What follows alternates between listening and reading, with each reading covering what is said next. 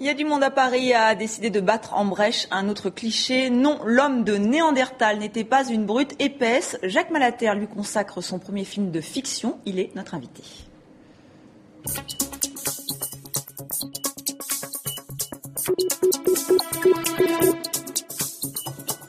AO, le dernier Néandertal, sort donc en salle le 29 septembre en France, entre autres. Un film que vous avez réalisé, Jacques Malater. Alors vous êtes passionné de préhistoire, vous avez signé 3 docu-fictions, dont l'Odyssée de l'espèce, qui a eu un grand succès. Pourquoi avoir décidé de réaliser là une fiction, une pure fiction ? Parce que, d'abord, pour redonner à la préhistoire ses lettres de noblesse, puisque depuis la guerre du feu, Jean-Jacques Hano, plus personne n'avait osé aller se frotter à cette période-là. De manière réaliste. De manière réaliste, oui, parce qu'il y a eu quelques comédies.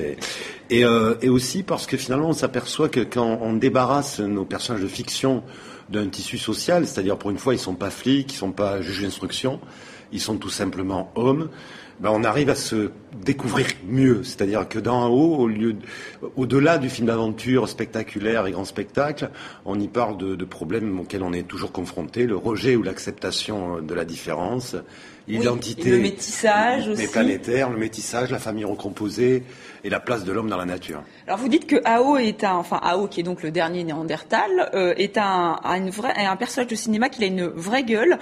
On va voir ça tout de suite donc avec un extrait de la bande-annonce.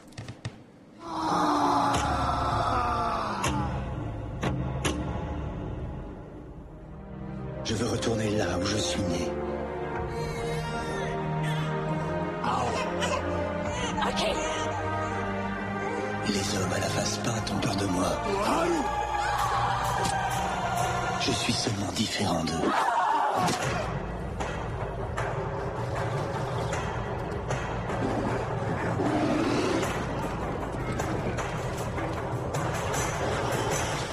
Donc voilà, un extrait de la bande-annonce d'AO. Alors on vient de le voir, c'est l'homme de Néandertal qui a un faciès assez typique. Et donc il y a une histoire d'amour dans ce film. Là aussi, cette histoire d'amour en fait avec une homo sapiens.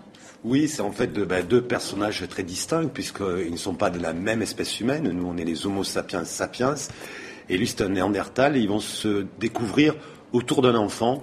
Et finalement, ils vont aller plus loin que leurs différences. Au début, ils se rejettent, et surtout, ils le rejettent à cause de son physique. Mais ils vont aller au-delà du physique pour essayer de découvrir leur âme. Alors, ce qui est incroyable, c'est qu'au début, c'était pas scientifiquement prouvé. Et finalement, en mai dernier, on s'est rendu compte que même les homo sapiens, même nous, on aurait du sang de Néandertal.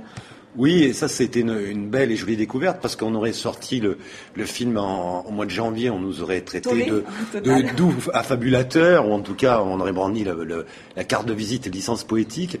Mais au mois de mai, un laboratoire allemand a révélé, et quand un laboratoire scientifique révèle quelque chose, ça veut dire que ça fait 2 ans qu'il vérifie, qu'on avait 2 à 4% de gènes Néandertal en nous. Ça veut dire que ces 2 espèces humaines-là se sont rencontrées, ont échangé culturellement, ont échangé amoureusement, donc on a tous un petit peu de Néandertal qui coule dans nos veines. Alors vous avez voulu vraiment être au plus près de la réalité. Tout est scientifiquement prouvé.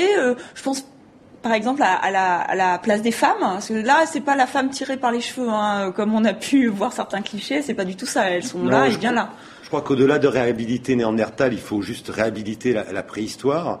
On a été pendant des centaines de milliers d'années nomades.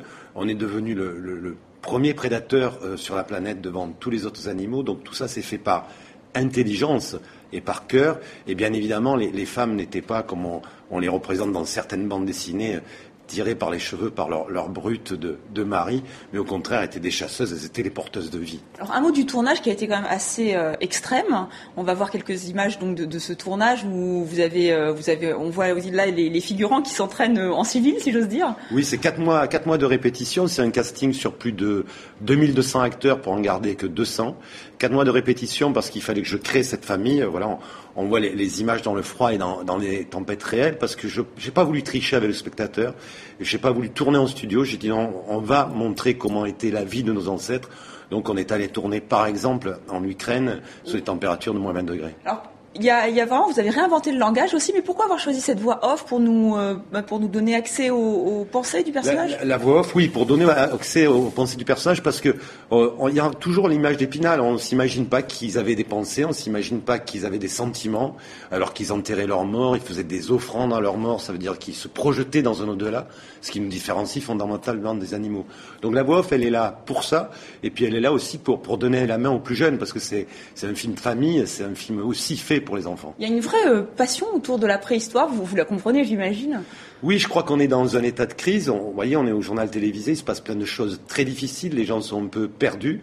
Et j'aime à dire ce proverbe africain qui dit quand tu sais plus où tu vas, arrête-toi, retourne-toi et regarde où tu viens. Et je crois que les gens apprennent beaucoup sur leurs valeurs personnelles en regardant d'où ils viennent. Donc grâce à vous, on remonte 30 000 ans 30 000 ans en arrière, c'est un vrai voyage. Ouais. C'est un voyage assez étonnant. Et vous avez pas voulu faire comme Avatar, pas de 3D, vraiment le plus authentique possible ? Oui, le plus authentique possible. Tous les animaux sont vrais. Voilà, il y a des vrais bisons, il y a un vrai ours polaire, des vrais chevaux de Przejalski, des vrais loups. J'ai voulu qu'on y croie. Et c'est pour ça aussi que mes acteurs ont subi ce training-là, parce que je voulais que les gens y croient, qu'ils réveillent en eux l'homme préhistorique qui sommeille en nous. Oui, il y a un souffle romanesque et c'est vrai, un souffle d'authenticité. On se dit pas tiens, il manque des mammouths comme j'ai vu le film. Effectivement, on n'est pas choqué de pas voir des animaux emblématiques. Non, et puis ils sont vraiment dans la nature à travers des paysages. On a tourné en Ukraine, en Bulgarie, en France, en hiver et en été, puisque AO c'est une sorte de road movie préhistorique. C'est ce Néandertal qui traverse une Europe vieille d'il y a 30 000 ans, des multitudes de paysages, des multitudes d'animaux, et puis la rencontre avec nos ancêtres.